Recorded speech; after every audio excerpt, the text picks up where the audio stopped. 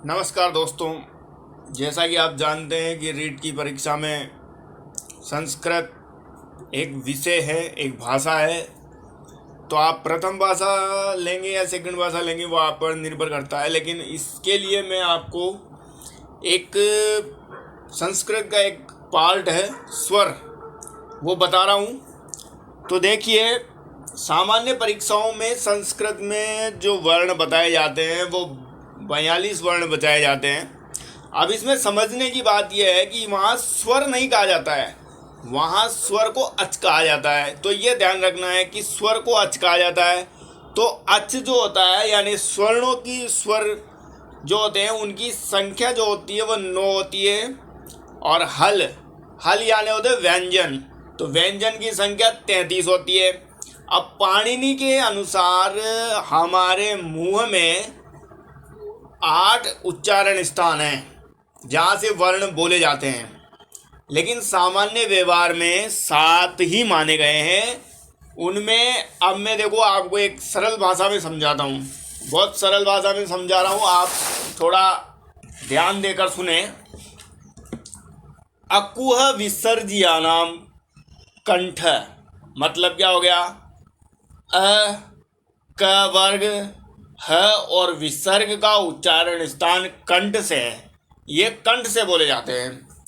इचुयुस्सानाम तालुव्य, मतलब ई स्वर च वर्ग, तो च वर्ग में आप जानते हैं च छ झ झ ण, ये जो आता है य और श, ये तालु से बोले जाते हैं। ऋटूर्षानाम मूर्धा, ऋटूर्षानाम मूर्धा, तो ऋतु मतलब र, ऋषि वाला। ट वर्ग र और श जो है वो मूर्धा से बोले जाते हैं। ल लुतुस्ना दंत, ल त वर्ग ल और स जो दांतों के माध्यम से बोले जाते हैं। उपबुद्धया नाम ओष्ठ, मतलब उ वर्ग ओष्ठ यानी होठों से बोले जाते हैं। जीवा मूल्य, जीवा मूल्य कौन है? अर्ध विसर्ग सहित आधा विसर्ग जहां लगा हुआ हो वो, जिसमें हलन लगा हो। उसके बाद है अनुस्वार, तो आप जानते हैं कि किसी भी वर्ग का पंचम वर्ण नासिका से बोला जाता है, तो अनुस्वार नासिका से बोले जाते हैं, ये ध्यान रखना है। अब कुछ वर्ण ऐसे भी है जो 2 स्थान से बोले जाते हैं, जैसे ए और ए। जो एनक और एडी वाला है वो कंठ और तालु दोनों जगह से बोले जाते हैं। ओ ओ मतलब और का ओ और औरत का ओ, वो कंठ और ओष्ठ से बोले जाते हैं। वकारस्य दंतोष्टि का मतलब वह जो है वो दंत और ओष्ठ दोनों से बोला जाता है। म जो है वो नासिका से भी बोला जाता है क्योंकि पंचम वर्ण है, और ओष्ठ से भी बोला जाता है। ड तो जो नासिका से भी बोला जाता है और कंठ से भी बोला जाता है। आगे आता है न, तो नासिका से भी बोला जाता है और दंत से भी बोला जाता है। तो ये आपके वर्णों का हो गया कि वर्ण आपको यहाँ से बोले जाते हैं, ये उच्चारण स्थान था। अब मैं आपको जो बताने वाला हूँ वो है अभयंतर, यानी कि उच्चारणों को बोलने के जो अभयंतर और बाह्य प्रयत्न होते हैं संस्कृत में, हिंदी में नहीं होते हैं, संस्कृत में होते हैं। तो अब देखिए, मैं आपको इस तरीके से समझा रहा हूं कि आपका वर्ण वाला विषय परमानेंट हो जाएगा। समझिए,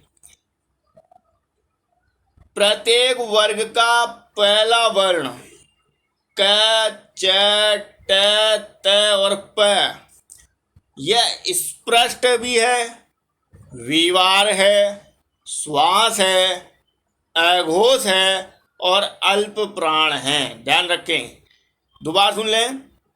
स्पष्ट है, विवार है, श्वास है, अघोष है और अल्प प्राण है।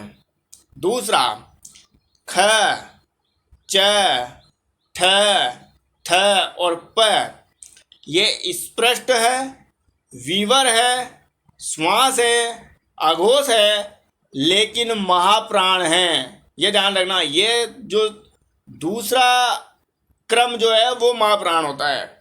फिर आता है ग, ज, ड, द और ब। ये स्पष्ट है, संवार है, लेकिन नाद है। ये श्वास नहीं है, नाद।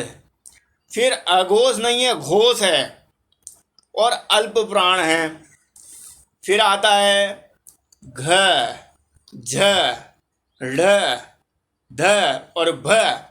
ये स्पष्ट है, संवार है, वीवार नहीं है, वीवर वाला नहीं है, संवर है, नाद है, घोष है, लेकिन महाप्राण है।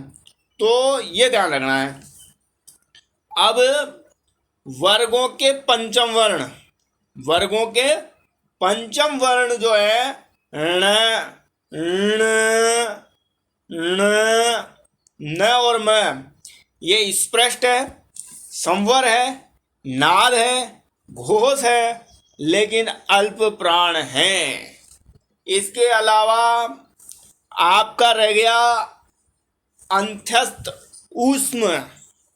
तो जो य, र, ल, व जो है वो ईसत, स्पष्ट, संवर, नाद, घोष और अल्प प्राण है।